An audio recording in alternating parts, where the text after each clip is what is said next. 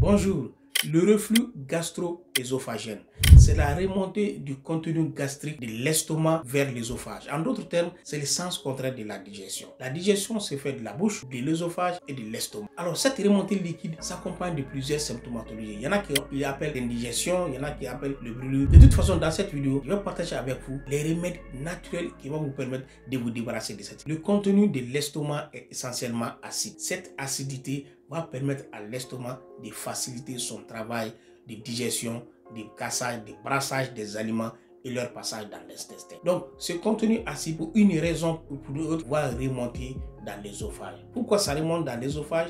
Parce que entre l'estomac et l'œsophage, il y a un petit sphincter qui normalement se ferme une fois que le bol alimentaire a passé l'œsophage vers l'estomac. Donc ce petit sphincter se ferme. Une fois la fermeture du sphincter, le contenu gastrique donc de l'estomac ne peut plus passer de l'estomac vers l'œsophage parce qu'il sera empêché par le petit sphincter. Mais dans les plusieurs cas, dû à une augmentation de l'acidité, qu'on va parler plus tard, de l'estomac, ces sphincters-là vont être fragilisés, ces sphincters-là vont perdre sa fonction. Une fois cette fonction perdue, les contenus gastriques vont facilement monter dans l'œsophage et c'est en ce moment que les symptomatologies de brûlures, d'indigestion apparaissent. Parmi les symptômes du reflux gastro-œsophagien, on a une sensation de douleur au niveau épigastrique comme une brûlure. On a aussi une sensation d'acide et d'aigreur au niveau même de l'œsophage. Et aussi, parmi les signes extra-gastriques, nous avons une toux. Pourquoi? Parce que le reflux, l'aliment va monter jusqu'au niveau des cordes vocales, peut-être aller même au niveau du poumon. Souvent, on a des pneumonies d'aspiration et une toux. Les toux nocturnes peuvent dénoter la présence d'un reflux parce que l'alimentation va aller au niveau des cordes vocales et au niveau du larynx et du pharynx et irriter ces endroits qui sont au niveau de l'appareil pulmonaire. Chez les enfants notamment, on a montré beaucoup de laryngite, de pharyngite et même d'otite dû au reflux gastro-œsophagien. En regardant cette vidéo jusqu'à la fin, vous serez à mesure d'appliquer nos remèdes et nos astuces naturelles pour vous débarrasser finalement des reflux gastro-œsophagiens. Si vous nous découvrez sur la première fois, sachez qu'ici on parle de santé, des médicales, des diagnostics médicaux et infirmiers, des produits naturels et pharmaceutiques. On a commencé aussi des consultations médicales en ligne. Nos contacts s'affichent quelque part ici. Avant d'entamer les causes des reflux gastro-œsophagiens et les remèdes naturels pour vous en débarrasser, si vous avez aimé cette vidéo jusqu'à présent, alors donnez-moi un petit like, abonnez-vous à cette chaîne et la partager si ce n'est déjà fait. Quant aux causes ou facteurs favorisant du reflux gastro-œsophagien, nous avons une saine habitude de vie, une saine consommation d'aliments, notamment les aliments riches en gras, les repas copiés, les charcuteries, la viande rouge. Pourquoi? Ce sont des aliments qui sont très difficiles à digérer au niveau de l'estomac. Ce qui fait que ces aliments prennent beaucoup de temps et restent longtemps dans l'estomac pour être digérés. Donc l'estomac va sécréter une grande quantité d'acide chlorhydrique capable justement de digérer ces gras dans l'estomac.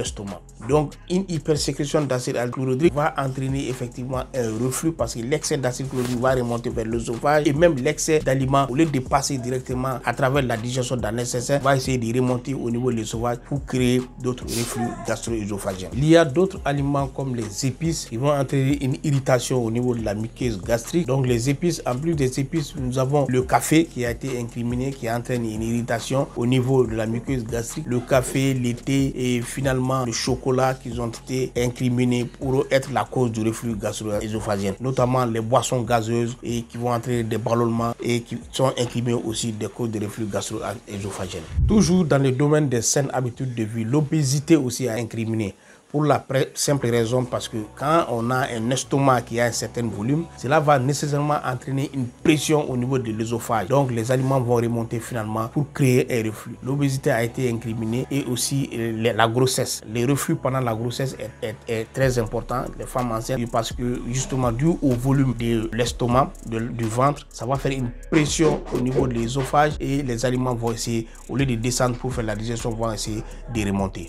En connaissant les facteurs favorisant du reflux gastro-œsophagien, il serait plus simple de mettre en place les astuces et les remèdes naturels pour effectivement éviter le reflux. Parmi ces habitudes, il faut adopter une saine habitude de vie et une saine habitude alimentaire qui passe par la diminution de la consommation de la charcuterie, notamment les viandes rouges, le fromage, les épices, les thés, les boissons gazéfiées et les chocolats et le café qui sont à diminuer pour pouvoir éviter le reflux gastro-œsophagien. Il faut aussi diviser le repas en 6 petits repas au lieu de 3. Cela va permettre de ne pas remplir l'estomac et cela va faciliter effectivement la digestion. Il est aussi important de ne pas s'asseoir et se détendre 2 à 3 heures après le repas. Profitez de ce temps pour faire une marche, pour bouger. Cela va au contraire accélérer le métabolisme et favoriser la digestion. De plus, il faut aussi mastiquer lentement et manger. Cela va permettre d'augmenter la sécrétion salivaire. La salive a été incriminée comme un protecteur de la muqueuse et cela va aussi favoriser la digestion. En plus de ces facteurs, il est ajouté qu'il faut aussi avoir des bonnes habitudes pour lutter contre la constipation. Il faut s'hydrater beaucoup et manger beaucoup de fibres parce que la constipation est incriminée parmi les causes du reflux gastro-œsophagien. Si le reflux n'est pas traité, c'est-à-dire un reflux chronique, ça peut aggraver certaines maladies comme l'apnée du sommeil et l'asthme. De plus, ça peut aussi aller jusqu'à donner un ulcère au niveau de l'œsophage et un cancer de l'œsophage. Il faut aussi lutter contre l'obésité, perdre 1 ou 2 kilos pour pouvoir diminuer la pression au niveau de l'abdomen qui fait remonter les liquides en haut. Pour prévenir les complications graves du reflux comme l'ulcère et les cancers de l'œsophage, justement en cas de reflux chronique, c'est-à-dire un reflux qui ne guérit pas, un reflux à répétition, il faut aller voir un médecin. Le médecin va demander un examen qu'on appelle l'endoscopie ou la fibroscopie. En quoi consiste l'endoscopie? C'est on fait introduire une petite tuyau dont le bout est muni d'une lumière. On fait introduire le tuyau à travers la bouche dans l'œsophage. Donc on regarde une caméra, on le regarde et puis on voit la muqueuse avec ses yeux. En voyant la muqueuse, on va savoir est-ce qu'elle est irritée, est-ce que la muqueuse elle est ulcéreuse, quel est l'impact du reflux sur la muqueuse. Donc, à partir de ce moment, on va prendre des mesures thérapeutiques, c'est-à-dire qu'on va essayer de traiter si c'est léger, si c'est modéré ou si c'est grave pour prévenir effectivement des ulcères graves et même des cancers. Quand vous avez un reflux léger, on fait beaucoup d'automédication en cas de reflux. Il y a beaucoup de gens, il y a beaucoup de médicaments qui sont en vente libre qui vont permettre d'apaiser le reflux. Grosso modo, il y a 2 grandes catégories de médicaments. Mais le plus grand consommé, c'est les pansements gastriques. Qu'est-ce que c'est qu'un pansement gastrique? Ce sont des médicaments, une fois consommés, on va se faire un écran entre la muqueuse gastrique et l'acide chlorhydrique. C'est-à-dire, ça va empêcher l'acide chlorhydrique d'aller irriter la muqueuse gastrique en se mettant entre les deux, en se protégeant, comme son nom l'indique, en protégeant la muqueuse gastrique. Deuxième catégorie de médicaments, ce sont les inhibiteurs de pompe à protons. Le rôle des inhibiteurs de pompe à protons, c'est justement de diminuer seulement la sécrétion de l'acide chlorhydrique au niveau de l'estomac. Dites-moi en commentaire qu'est-ce que vous faites pour vous débarrasser du reflux gastro-œsophagien. Si vous aimez la lecture, j'ai mis un petit livret dans la barre de description qui traite tout ce que vous devez savoir sur le reflux gastro-œsophagien. Si vous aimez cette vidéo, alors n'hésitez pas à vous abonner, donnez-moi un petit like. Prenez soin de vous et prenez soin des autres. À la prochaine vidéo.